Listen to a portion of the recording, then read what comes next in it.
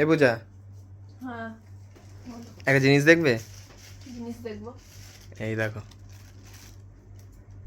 কি এতে? দেখো না, বলো কি? আগে দেখো তাহলে তো বুঝবে। আবার চিকেন ফ্রাইড রাইস। ওই তো আসার পথে নিয়ে আসলাম তোমার জন্য। হ্যাঁ আমার খেতে ইচ্ছে করছিল চিলি চিকেন আর ফ্রাইড রাইস। দেখো তোমার মনের কথা আমি বুঝতে পারি ঠিকই। হ্যাঁ, গরম আছে তো। তো তাই নিয়ে এখন তো নিয়ে আসলাম, তো গরম থাকবে না তা? এখনই তো নিয়ে আসলাম।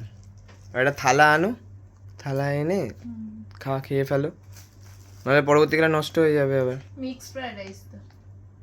হুম, মিক্স ফ্রাইড রাইস। হ্যাঁ, তোমার জন্য mix fried, normal fried rice আনবো কেন? তুমি তো মিক্স ফ্রাইড রাইস খেতে ভালোবাসো।